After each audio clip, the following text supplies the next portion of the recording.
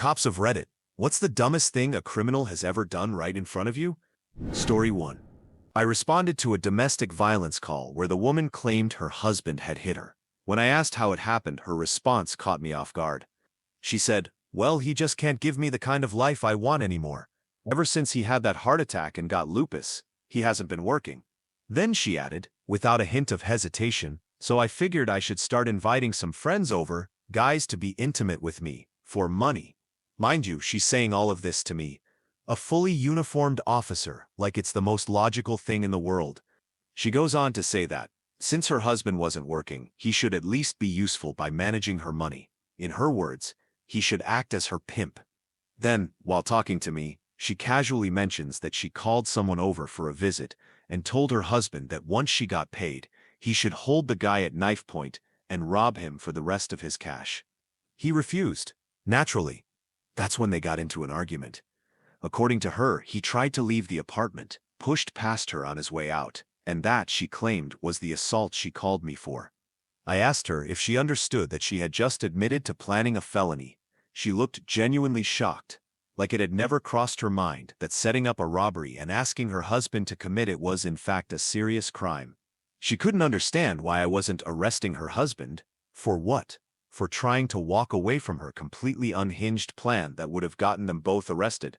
She honestly seemed more offended that he didn't go along with it than concerned about what she just confessed to. For all of those asking if I arrested her, I did not. The husband is the real hero here. Due to him refusing to be involved in anything, this plan of hers never made it off the ground. If John had actually been invited over, I could have arrested her for an offense. I did write a report and passed it along to the robbery and vice units, as well as notifying my supervisors. The best I could do that night was separating them. I drove the husband across town to remove him from the situation. The penal code in each state differs slightly on what charges are considered arrestable while still in the planning stages. This wasn't something I could arrest on, mainly due to not having a direct victim I could point to. Basically, because this was a what-if scenario, it would be the equivalent of me mumbling to myself, "I should punch that guy in the face." If John had been invited over or I had gotten a name for the possible John, I could have arrested her for it. TLDR? Being stupid and making stupid plans isn't a crime. Crimes require victims. Before we continue, do us a quick favor, smash that like button and subscribe to support our channel. Story 2. So, I received a call about a beer run shoplifting from the local CVS. I checked the area and saw two guys matching the description. I detained them, and sure enough, they had a couple of Coronas and some off-brand whiskey. I confirmed with CVS that they were the suspects. The alcohol belonged to CVS, and they wanted to pursue prosecution. All was in order. My state requires that I take them to the station to be booked into jail and fingerprinted. Then, they are issued a citation and released with a court date set a couple of months later. While driving to the station, I asked why they stole the alcohol. One guy said that they were only 20 and, since they weren't old enough to purchase it, they decided to steal it instead. No big deal. Young people make stupid mistakes. I got to the jail, booked them in, and began filling out the citation. The citation required both date of birth and age. I did the math using the birthday, and it turned out the guy was actually 21. That meant he was old enough to legally buy alcohol. I went back into the jail to confirm his birth date. Yes, it matched the one on his driver's license. I recalculated out loud, 21 years old. I asked, "How old are you again?" He replied, 20, sir." I said, "You turned 21 last month." He insisted again. "No, I turned 20. He went to jail because he forgot how old he was and thought he wasn't old enough to buy beer. Story 3. There was a kid who sold drugs on my floor of the college dorm who wasn't the brightest. One night he was driving back to the dorm and a police car came behind him and turned on their lights. His dumb A had stored all of his powder in his car and assumed they were pulling him over for possession. He proceeded to drive through a red light and pulled into the dorm parking lot to hide. Mind you, his car was covered in bumper stickers, had a kayak rack, and a vanity plate to top it all off. The parking lot only had one entrance and exit too. Apparently, he thought the police car would not go through a red light to follow him. Long story short, they were just going to warn him for having a taillight out and nothing more. Instead, he ended up in the local jail and was expelled from the college. The funniest part is that his ledger of all transactions and the dollar amounts, products and buyers was also right there in his car. He was one stupid criminal. Story 4. Ex-police officer here. I pulled over a man for having a brake light out. Nothing serious. I ran his plates and everything came back clean. Nothing seemed off. Until he suddenly exclaimed, "I haven't had any alcohol," in an overly enthusiastic tone. For some reason, he thought this was a good idea. He nearly got away with it. Vodka doesn't have a strong smell, I breathalyzed him. The legal limit in England is 35, and he blew over 60. He was arrested on the spot and his vehicle was towed. Not the smartest move. To clarify, I did not mean that vodka is odorless. What I meant by that comment was that compared to beer, wine, or other alcohols, vodka has a very mild smell. Most drunk drivers I pulled over either reeked of stronger-smelling alcohol or showed obvious signs of intoxication. Hope that clarifies things a bit. Story 5. A few years back, my partner and I responded to a stolen property job at a women's shelter. We had been there many times for various calls.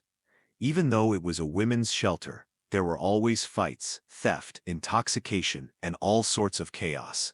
Most stolen property jobs get written up as lost property, because unless you see the theft occur or recover the property from the person you are accusing, we really don't have enough to go on. Usually, as I said, we responded to this location pretty often, and by now the site supervisor knew us by name. When we arrived, she met us with the usual pleasantries and explained the situation. Apparently, one resident of the shelter had made the mistake of lending her phone to a fairly well-known thief who had just been arrested the day before for stealing another girl's phone. When the poor naive young lady asked for her phone back, the thief played dumb and told her she was mistaken and that it had been previously returned. Now, real quick side note. The phone she stole the day before was recovered from her underwear. While she was wearing them, to make it worse, she hid it between her pad and her downtown areas. Glad I had no part of that. So, after meeting our victim and getting the story, the supervisor and victim told us the thief was in the bathroom. Both my partner and I are male, so we radioed for a female officer. While we waited, we yelled into the bathroom for everyone to clear out. All the girls complied, except the thief.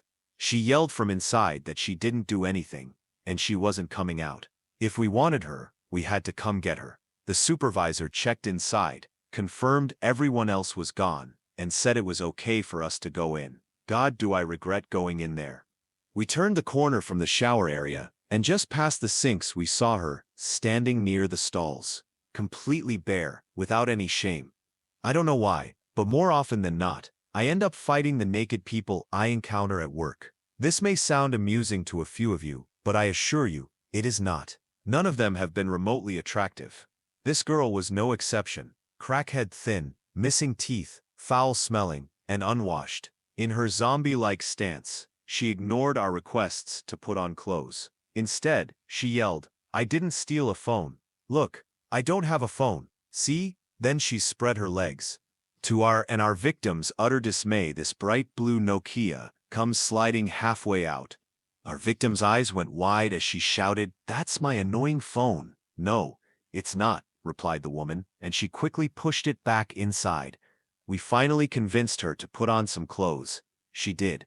As she dressed, the supervisor warned us to be careful. Apparently, she liked to fake seizures when arrested. Keeping that in mind, I let her finish dressing, then grabbed her arm. The moment I said, "Put your hands behind your back," she stared into my eyes and screamed, "I have a seizure disorder." She threw herself onto the floor hard. Then came the most dramatic shaking I have ever seen. She flopped around like a freshly caught tuna on the deck. "Nice try, ma'am, but you're still going to jail." Suddenly, she leapt up and started swinging, jumping, and latching onto bathroom stalls like a spider monkey. After a few minutes, we got her down, just as the female officer entered. For a skinny, frail person, she was surprisingly scrappy. My partner and I looked down, and hanging out of her underwear was the phone. The female officer reluctantly retrieved it and returned it to the owner, who wasn't thrilled to take it. And that's my phone snatch story. Story 6. Not a cop, but worked at a 7-Eleven in a rough part of Chicago. Had two guys come in and ask for 2 bottles of Grey Goose. I asked for their I.Ds, they handed them over, and I grabbed the 2 bottles from behind the counter to ring them up. They proceeded to grab the bottles and run out of there, leaving their I.Ds on the counter. I called the police. They came in asking for a description of the thieves, and I handed them the I.Ds. Cops were in disbelief at their stupidity, left and went to the address on one of the I.Ds that was about 2 blocks away. About 15 minutes later, they walked in with the 2 guys and bottles of Grey Goose. Poor guys didn't even have a chance to open them. I confirmed it was them, didn't press charges, took the bottles of Grey Goose back and went on with my overnight shift. Story 7. Not a cop, but grew up around criminals, so I've had lots of interactions with them. My first stepdad was once arrested for selling stolen farm equipment, like massive tractors and other things, to an undercover officer. Several years later, he was again arrested for the same exact crime by the same officer who was in disguise this time. Several years after that, he was once again arrested for nearly the same crime by the same officer who was dressed as a woman. The only difference this time was that he was trying to sell stolen chain link fencing instead of tractors or other equipment. Story 8. Not a cop, but a security guard at a large casino. This woman flagged me down and told me she had left $3,000 in a machine and went to the bathroom. Someone took the ticket and cashed it out. After some investigating, we found that there were 3 men, but one man, in a super loud California flag shirt and matching hat, kept all the money. We issued a be on the lookout bolo alert for the guy, hoping we'd find him using his face and physical description. The following day, I clocked in and began walking around. While patrolling a slot section, I was shocked to see the same guy sitting there in the exact same outfit, with exactly $2,000 in his pocket and $1,000 in the machine. I couldn't believe it. I called for backup, detained the man, and the police came and arrested him. Easily the most clueless criminal I've ever encountered. He was genuinely surprised that we found him. Story 9. This one is a gypsy in Prague who got extremely high on powder. I just arrested him. A colleague did the processing and wanted to get into a house only using a tent peg. He was trying to dig through a door with the peg. When the family returned, they saw this person trying to make a hole in a door with a peg. It looked like he had been at it for several hours, judging by the condition of the door when we arrived, and called the police. The gypsy got up and ran away, only to fall asleep in the middle of the road a few blocks away. Needless to say, we found him pretty fast. He was just sleeping there, right in front of our car. We questioned him on what he was doing there, and he just said, "Hey man, just taking a nap. Can we take a nap around here anymore?" "Yeah, sure buddy." So, we brought him back to the family, and they identified him instantly. "So, just napping, were we? You are under arrest for attempted breaking and entering." And while we were pushing him into the back of the car, he was still insisting that he must have been sleepwalking, because he just wanted to take a nap. Do not take drugs, kids. Story 10. Not a cop, but civilian digital forensic analyst.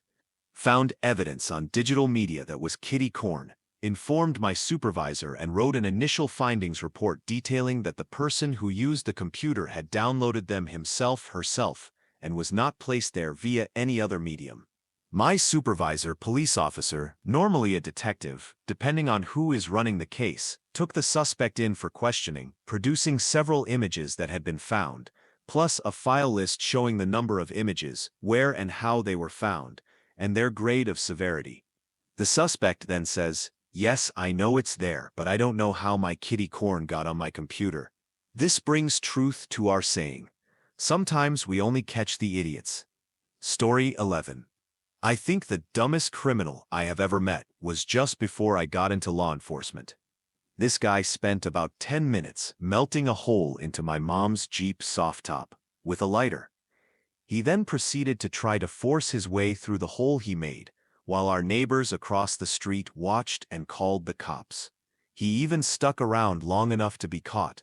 When the cops showed up and we showed them the video, we all had a pretty good laugh at just how stupid the guy was. The best part about the whole thing was that the door to the Jeep was open. We never kept anything of value in it. Story 12.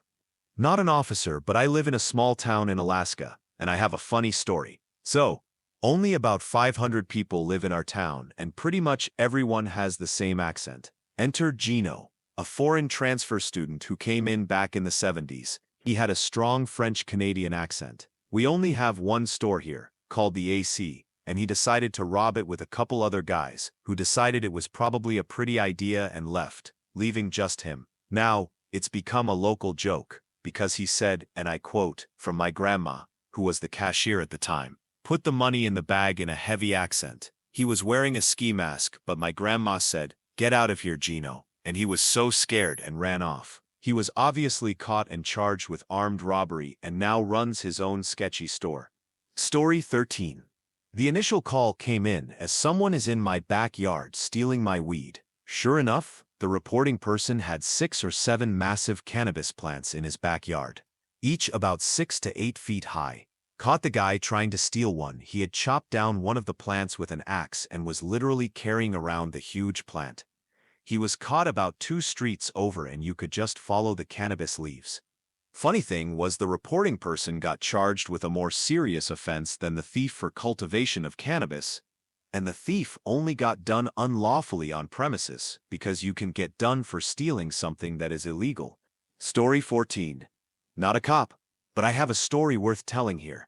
My cousin got into drugs fairly young and was also committing crimes to support it, as they do. We have a TV show called Crime Watch, where they ask people to identify criminals, and the family was watching one day when he appeared on it.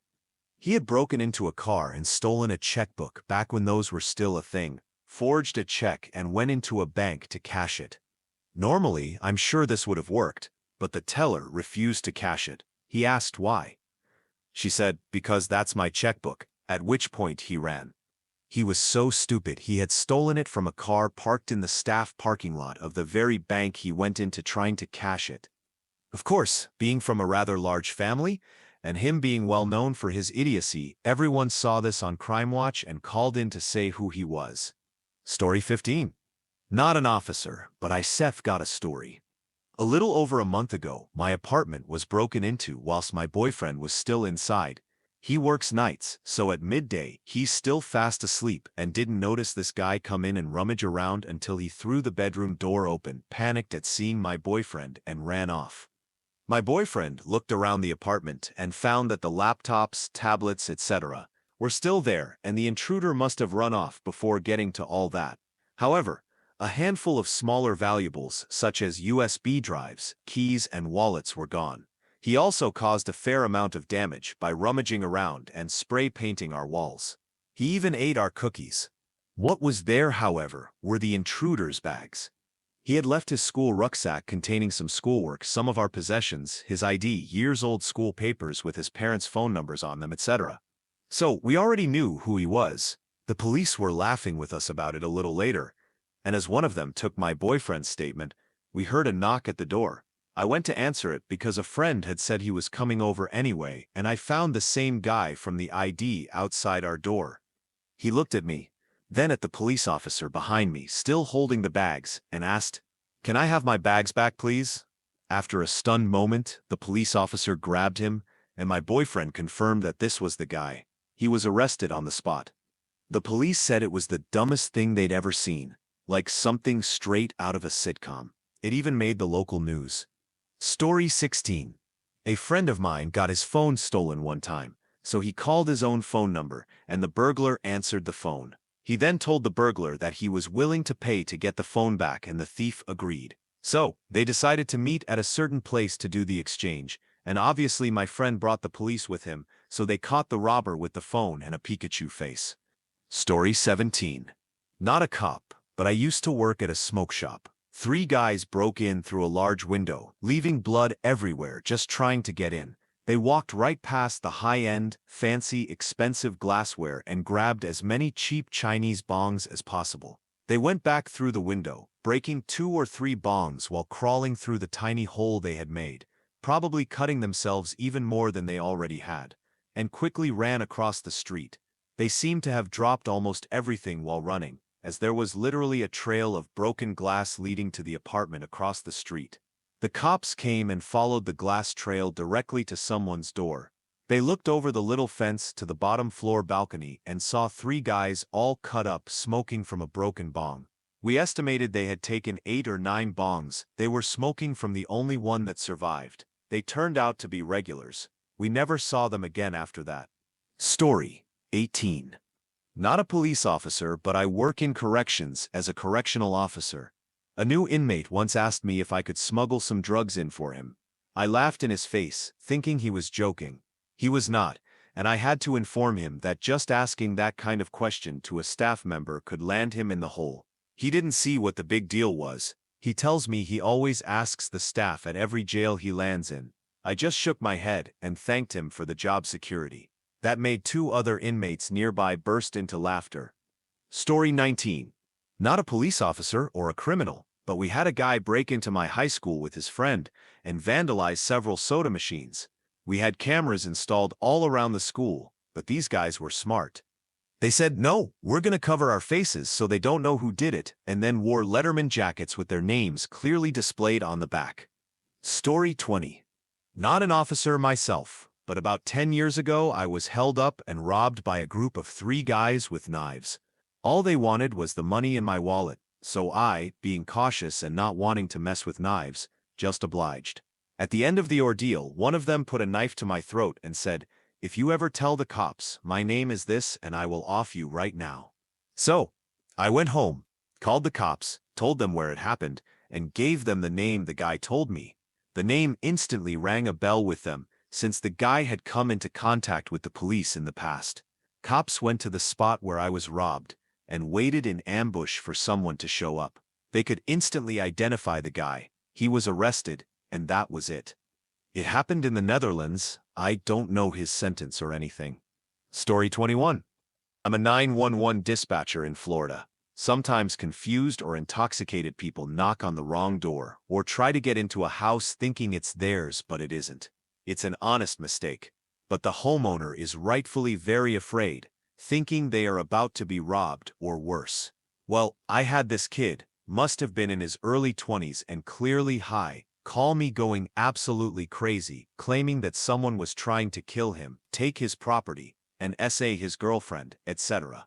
I sent unit code 3 to this guy, thinking it was a burglary in progress.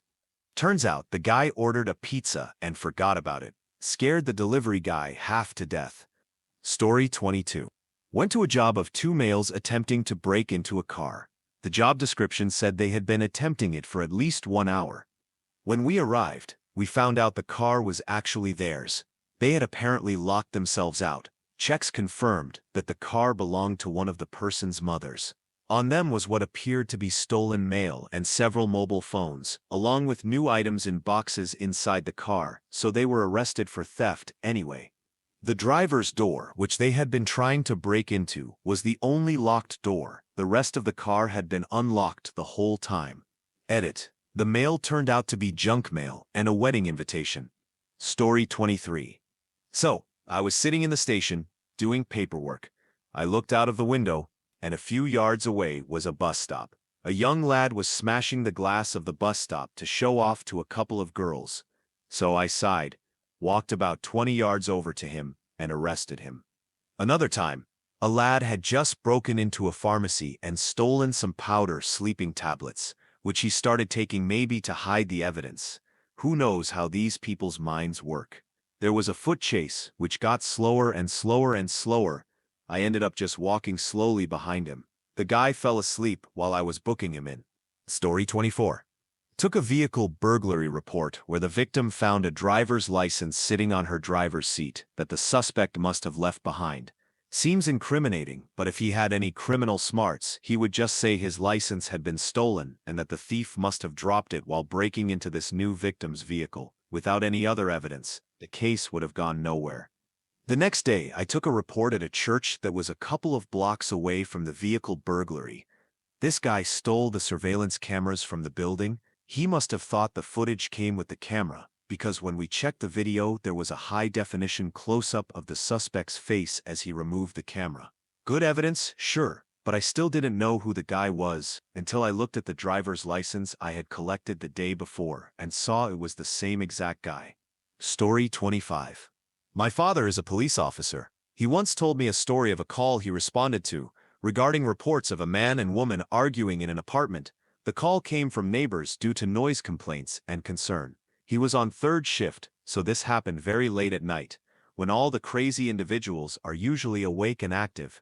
When he arrived, he could hear the yelling through the door. He knocked and identified himself as the police. There was immediate silence, and a man opened the door, completely bare. The unclothed man didn't even give my dad a chance to speak or ask questions. The first thing he said was, "I don't have a knife behind my back." It was, 'cause he definitely did have a knife behind his back. The bare woman he was with was in possession of powder, which was what they were fighting about. They were both arrested that night. Tip: don't do illegal powder, and if you choose to use them, definitely don't answer the door for officers. Story 26. Not an officer, but I've got a pretty good story. Once, when I went to the grocery store, there were a few officers inside, getting statements from some of the staff. Apparently, some guy had dropped a gallon-sized Ziploc bag full of powder on the floor while he was walking out. Staff members noticed it right away and called the police, right before the man came back into the store, demanding that the staff return his crack. He was still arguing with and threatening them when the police walked in the door. Story 27. Not me, but my buddy is a cop, and told me about this one kid in particular he dealt with for years. No cleverness to him. Numerous times he walked into his neighbor's garage in broad daylight and just stole his bike. Constantly stole from stores in plain view, even the occasional minor assault or burglary. He always got caught. Like had never gotten away with any of his hundreds of crimes, but because he was a minor there were never any real repercussions. A few days before he turned 18, my friend and another officer went to his house to basically remind him that if he does anything after that, he will face real punishment as an adult, and he'll get zero breaks. Like a last-ditch effort to be helpful. 2 days after his 18th birthday, he's caught committing an armed robbery. Pretty sure he's doing a few decades behind bars. Story 28. My dad is a cop, and he was interrogating a robber who had been denying any involvement from the start. Dad said firmly, "The man told us that you robbed him of $500. The robber blurted out, "No, it was only $300. He basically gave himself away. Story 29. Can't go into too much detail, but a kid 14 shot another kid 15 in the leg after a fight in their apartment complex. The victim is able to describe the gun the shooter used in detail. We get the shooter's name from another kid who knew him from school. My partner looks up his Instagram, and would you believe it? There he is posing with the gun described to us exactly. Social media is a treasure trove of wannabe gangsters incriminating themselves. Story 30. Not sure if this counts, since I'm not a cop, but I am a nurse in a very busy emergency room in a large city. We had a guy come into police custody for multiple reasons, one being that he was combative and very high. Long story short, we found various powder up his rear end. His response? "Those aren't mine." Story 31. A teenager had just been fired from Red Lobster and decided to come back later that same night to rob the place. He demanded money from the register, but the staff refused to give him anything. So instead, he grabbed the charity coin box, something like muscular dystrophy, and took off on a bicycle. I went looking for him and soon spotted a trail of coins scattered along the sidewalk. I followed the trail, and it eventually led me to a church nearby. There, I found him hiding in the bushes, like a cartoon villain who hadn't thought things through. His bike was leaned up against the very same bush he was crouched in. Edit: just to clarify, because of comments below, I was the police officer that arrested him, not a Red Lobster employee. Story 32. From the local newspaper, 2 young men in a pickup truck on a back road stopped a courting Amish couple in a buggy and told the couple to give them all of their money. Spoiler: the Amish do not generally carry money. They do have good memories, though, and told the cops the license plate number. The inept criminals were locals too and should have known better than to try and rob the Amish. Story 33. My ex stole a car and went to pick up his friend at the police station in the stolen car. He parked right in front of a police officer. The officer ran the plates and escorted him into the building. The next day he was on the news as the most stupid criminal in town. Edit: a lot of people are asking me why I dated him. Well, he never told me that. One day, I decided to search his name online and found the article. Learn from me, ladies and gentlemen. Search your partner's name. You never know what they are hiding. And yes, the best thing I did was break up with him. Mistakes were made. Story 34. As a teacher, I remember asking a student who was looking a bit out of it what was wrong. Sleepily, she replied. Didn't get much sleep. I asked her if everything was fine, as you normally would. Yeah, it's okay. My uncle got arrested last night, though. It was a low socio-economic area, so it's not as unusual as you'd think. Anyway, she told the story. Uncle was so stupid. He and his friend thought it would be a good idea to steal a local ATM. His friends smashed through the windows, put chains around it, and dragged it out with their big truck. They thought it worked well, so they ended up dragging it all the way home. She gave a half smile. The thing is, the police found them easily, just followed the marks on the road all the way to the front door. So yeah, I think it's worth sharing. Story 35. My dad is a police officer, and I remember he called me one night just to say how glad he was that I'm not as foolish as the guy he arrested that evening. A clueless high school student was caught stealing alcohol after his fake ID was rejected. His ID claimed he was born in 2001, which made him 3 years younger than his actual age. The poor guy couldn't understand why the ID didn't work. My dad suggested he pay better attention in math class. Story 36. Former U.S. Border Patrol agent here, and this is a story from another agent I knew up on the northern border. Local police dropped off a man at the Border Patrol station because he was a Canadian citizen supplying alcohol to a minor. My colleague ran a check and discovered he was a convicted offender who had skipped parole in another province. In Canada, you can escape parole just by moving provinces, as they don't extradite between them. So, my friend came up with a plan to deport him through a port of entry that would return him directly to the province where he skipped parole. A day later, the man began asking why he hadn't been deported yet, and it was explained that he would be sent on the next Conair flight to Buffalo, New York, where he'd be handed over to serve time for his parole violation. Unsurprisingly, he wasn't too thrilled when U.S. Marshals came to escort him. Story 37. We had an inmate who would constantly call Crimestoppers using his contraband cell phone and try to convince them to give him the reward if he admitted to his crimes. He did this multiple times every month. Story 38. So, this guy was arrested a few days ago for driving a vehicle that had been reported stolen. The vehicle was impounded and the man was taken to jail. After his release, he contacted the sheriff's department to ask about the stolen car because he had left his backpack inside it while committing the theft. Story 39. A man committed a commercial break-in. He used a hacksaw to cut a hole in the roof. He actually had to cut 2 holes, as the first one led into a stairwell, but the second gave him access to the office area. Apparently, he got hot doing all that cutting because he removed his coat. After dropping to the floor, he couldn't climb back up. He ran out the back door, which triggered the alarms. I found his ID in the coat pocket. He was already well known to us. Not the smartest move, but most who get caught aren't. Story 40. My cousin, a state trooper, had a funny story about catching a man running drugs on the interstate. Just before ending his shift, he spotted a car going easily 100 miles per hour in the opposite direction. He turned around, caught up, and pulled the car over. The man said, "You can pull me over," to which my cousin replied, "Well, I just did." Search of the vehicle revealed a pound of weed, a pistol with the serial number removed, some powder, and a notebook containing his rap lyrics. While questioning him, my cousin read one line aloud: "Ain't no officer ever gonna catch me. Forget the police." Story 41. Not a cop, but my kid was on a soccer team, and I got friendly with another dad who was a cop. One day after practice, he was eager to tell us a story that happened the previous week. He and his partner visited an apartment complex where there had been some robberies. The owners had asked the police to come speak to the residents about security, and there were about 15 or 18 people in their meeting room.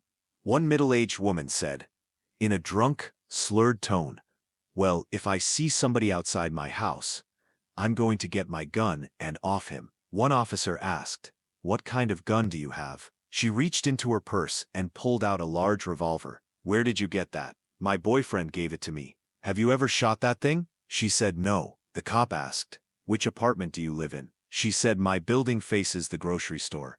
The lead cop said, "Ma'am, what will probably happen is, since you haven't fired a gun before, you'll shoot but you'll miss, and the gun will kick up and you'll shoot high.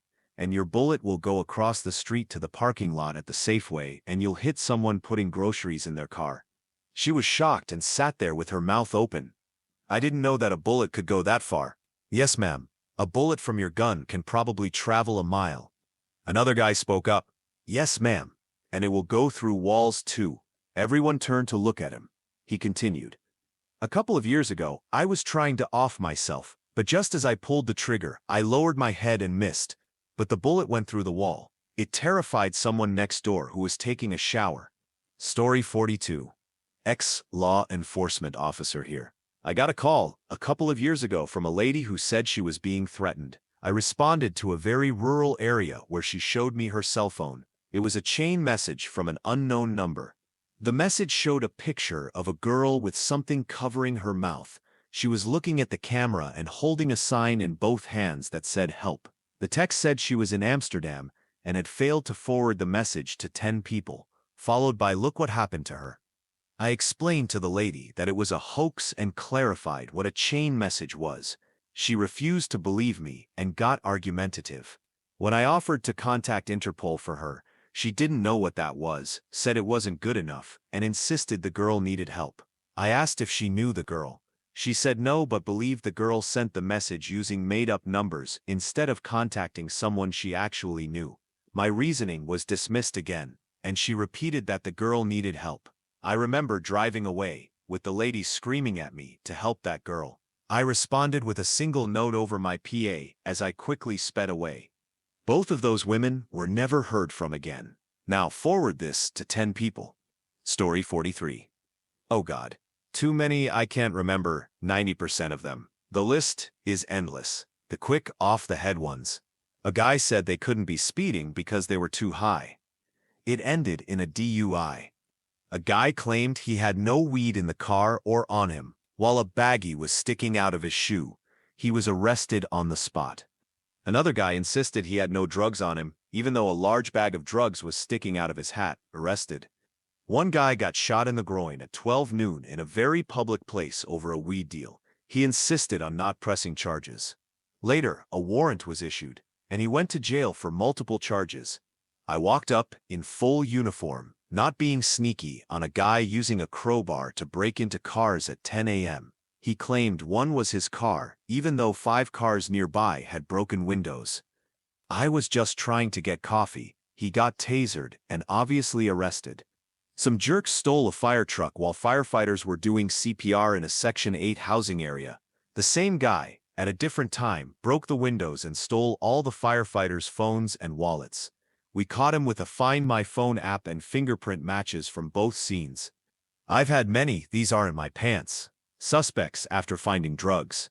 When I ask, "Then why are you wearing someone else's pants?" they usually get quiet or admit the pants and drugs are theirs. That often becomes an accidental confession. Other officers were chasing a suspect on foot, and I followed in my squad car.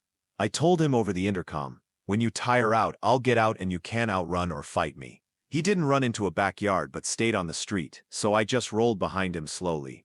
A burglar gave up thinking we were about to release a police dog.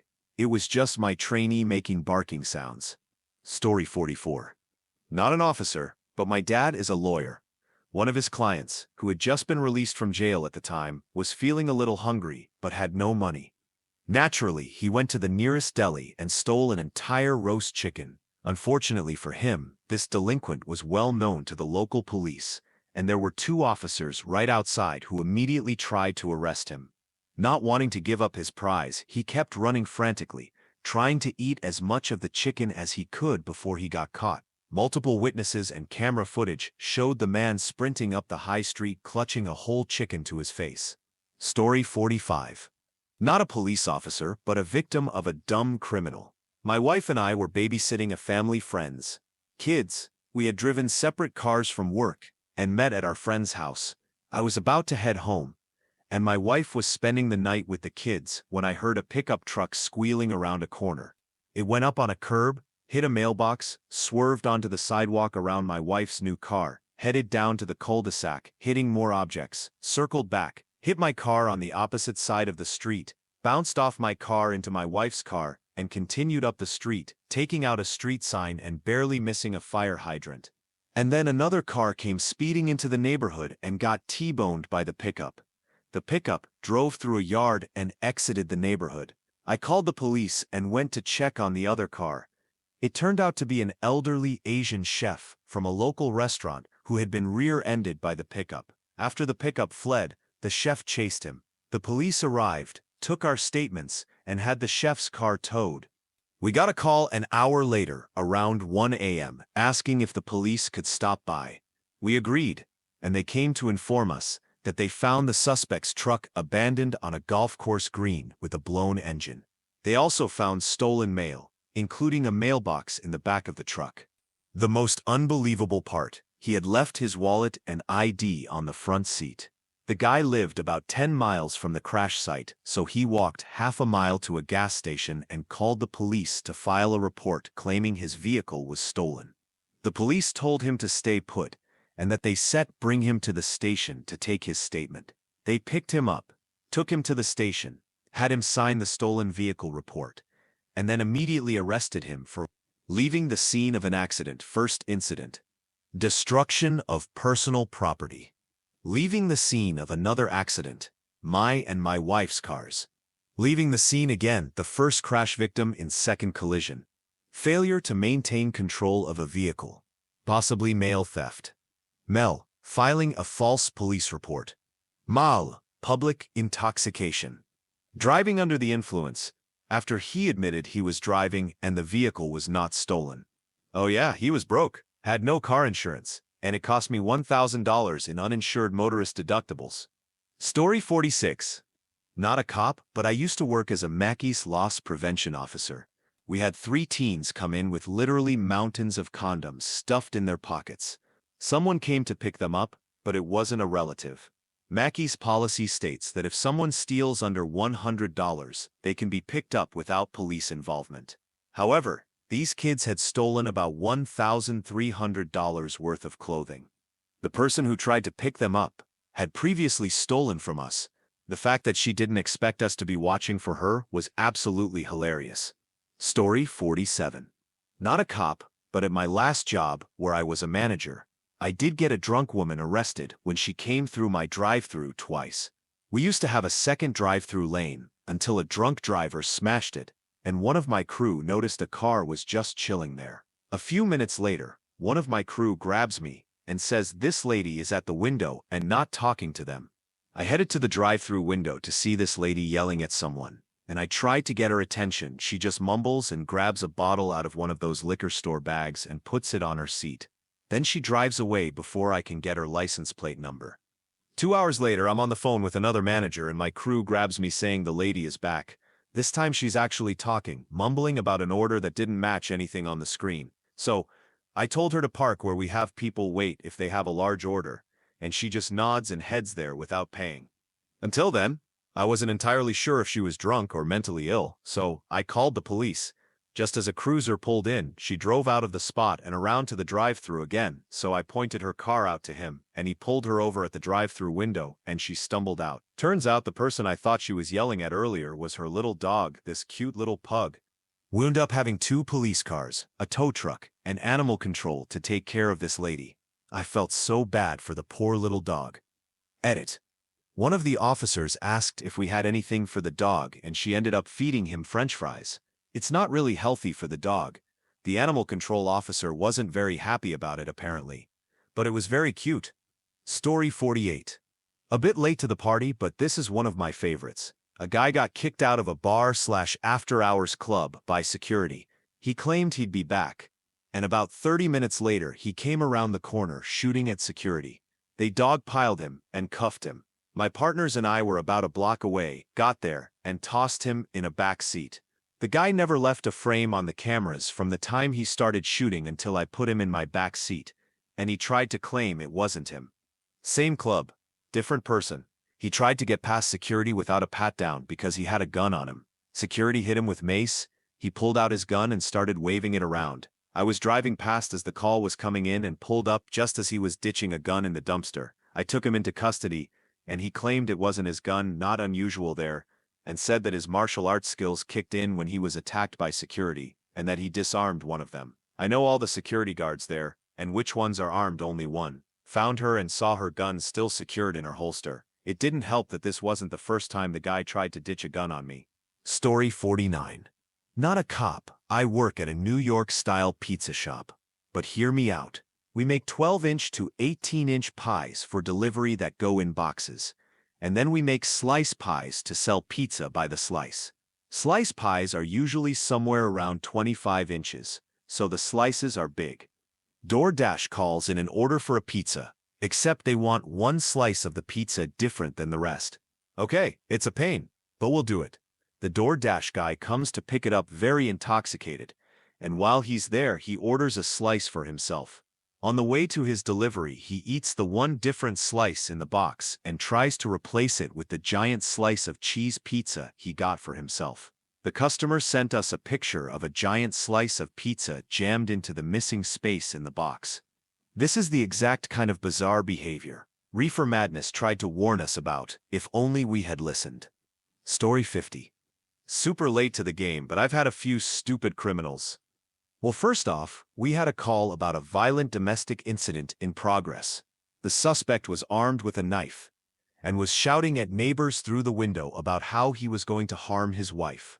On arrival, he said that it was self-defense, she had been unfaithful, so he had to defend his honor. I reminded him that anything said could be used against him, but then he started to tell me how their relationship had gone downhill since he started making and selling drugs. Of course, being the curious Redditor I am, I went back to the house with a warrant. Turns out he was running the city's biggest ever discovered drug operation.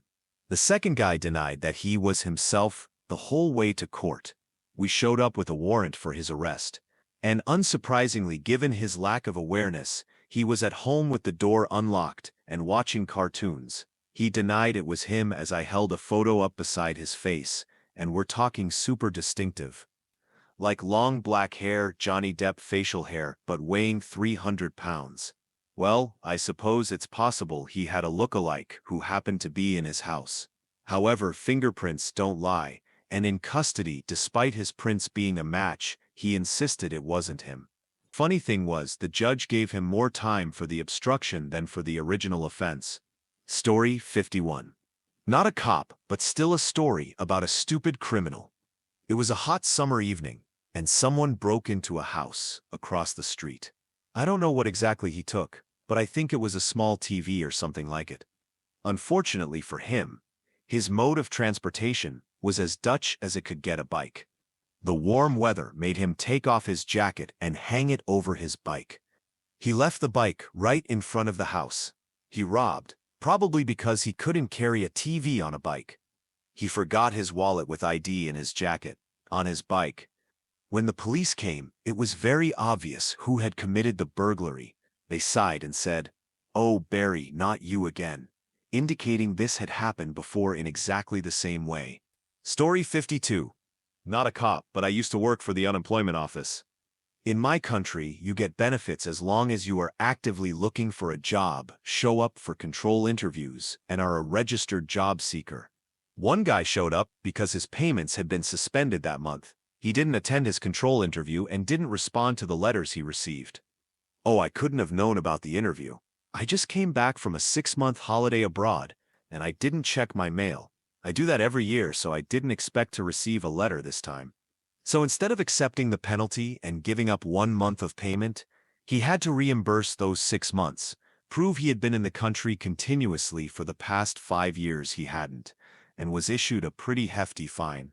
Story 53. Not a cop, but had the privilege of witnessing this. I was the duty manager of a food store at the time, when a man with an addiction problem walked in, picked up a basket, and began filling it with 5-pound blocks of cheese. I saw this and waited by the exit for him to try and leave.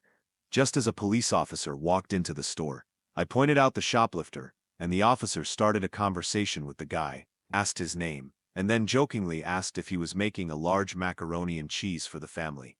The guy looked like he was about to pass out and tried to abandon the basket and leave. But the officer said, "No, James, you got a family to feed with that macaroni and cheese." He then put his arm around the guy, took him to the checkout, and made him pay for 50 pounds worth of cheese. The man came back 20 minutes later trying to return it all and was laughed out of the store. Story 54. When it comes to stupid calls, the list is extensive. There's the mother who called because her 6- and 8-year-old sons were fighting over Pokemon cards. There's the lady who called to report feral cats in her home, which turned out to be 2 kittens that were less than a month old. There's the guy who called to report that the ducks in the pond behind his home were snoring and keeping him awake. Admittedly, that was my top winner for a long time. But I feel like early last year, a new winner arose to accept the stupidest call I've ever been to. The call, which was initially reported by a third party, came out as a disorder in a parking lot.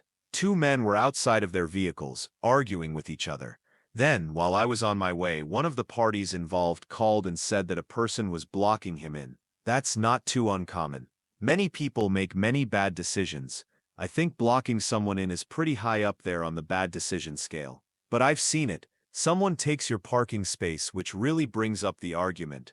What makes a parking space yours? Block them in.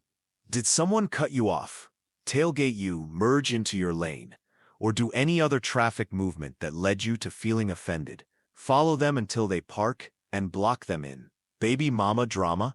Why not argue loudly outside and block her in so she can leave before you have a chance to fully express how upset you are? The boss didn't pay you on time? Block his car in with yours until he pays you. It's sure to work. But see, what people don't realize is 2 things. The person being blocked in isn't really blocked in, because they could get out of their car and walk away. In fact, the aforementioned boss exited his car, went into his office, and called the police to report that he was being detained and kidnapped. The other thing that people frequently forget is that there are millions of guns in the US, a vast amount of them in my state alone. And the worst thing you can do to someone who is already emotional and angry is to corner them. It's much wiser to park elsewhere, note the plate, and call the police. Or evaluate the situation in your head and decide whether it's really worth your time, effort, and frustration because they merged in front of you.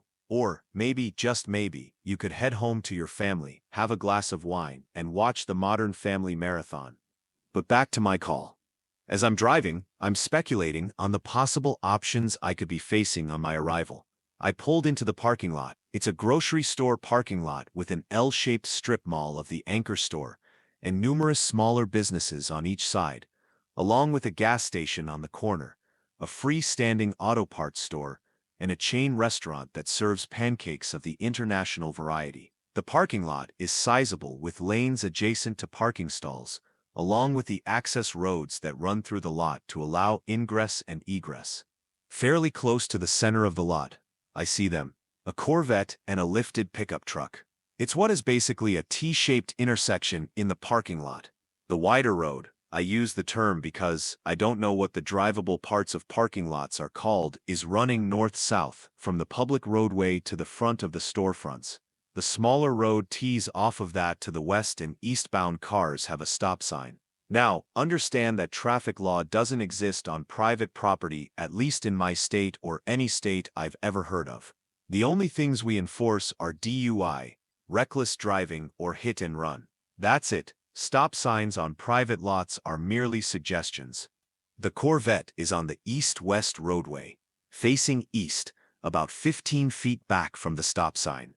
The truck is primarily on the north-south roadway, in the midst of a right turn onto the east-west. My first assumption is that it was a private property collision, and the drivers both got upset and started arguing. But as I exit my patrol car, neither seemed to have damage. I contacted the first driver of the truck. He tells me that he's headed toward the grocery store. He starts to turn right toward the parking area. His truck is so large and the roadway so small that in order to negotiate the turn, he takes up both lanes of traffic on the roadway he's turning onto. As he's turning, the driver of the Corvette comes up from the west and refuses to yield while he finishes his turn. He stops in the eastbound lane and refuses to back up. I clarify that there was no collision. I contacted the driver of the Corvette. He tells me that he's trying to leave the lot. He is driving eastbound through the parking lot toward the larger road that takes him to the exit. As he approaches the stop sign, the driver of the truck comes whipping around the corner and into his lane. The driver of the truck refuses to yield to him and refuses to back up. I clarify that there was no collision. In speaking to them further, I learned that this hadn't just occurred either, the traffic snafu occurred. And initially both drivers remained in their cars trying to win the Mexican standoff. Approximately 10 minutes later, yes, you read that right, the wife of the truck driver gets bored and exits the truck to enter the grocery store. Give or take 10 minutes after that, both drivers exit and begin to argue with each other over who needs to back up to yield to the other. At that point, someone called the police, and it took me just over 5 minutes to get there. So here we are, playing Billy Goat's Gruff for nearly 30 minutes. And to top it all off, neither vehicle was blocked in. Either driver could have reversed out of the situation and gone on their way. But that's not how you win a measuring contest, now is it? Upon realizing that the only crime that was being committed was that both of these guys could possibly reproduce, I did the following. I clarified that absolutely no crime was being committed. I pointed out that the situation was so ridiculous that even the one guy's wife wanted out of it. I told them both that I've met kindergartners with more maturity and they deserved every minute of wasted time they were spending here, but I wouldn't be a part of it. I suggested that they should find the reverse unless they were too childish to understand how cars worked. Then I turned and laughed out loud all the way back to my patrol car. I left and got Starbucks. To this day, I still can't fathom two middle-aged men stopped in a parking lot for 30 minutes because each one felt they had a perceived right-of-way that doesn't even exist. Thank you for watching. If you enjoyed this video, be sure to give it a thumbs up, subscribe, and hit the bell icon so you never miss an update.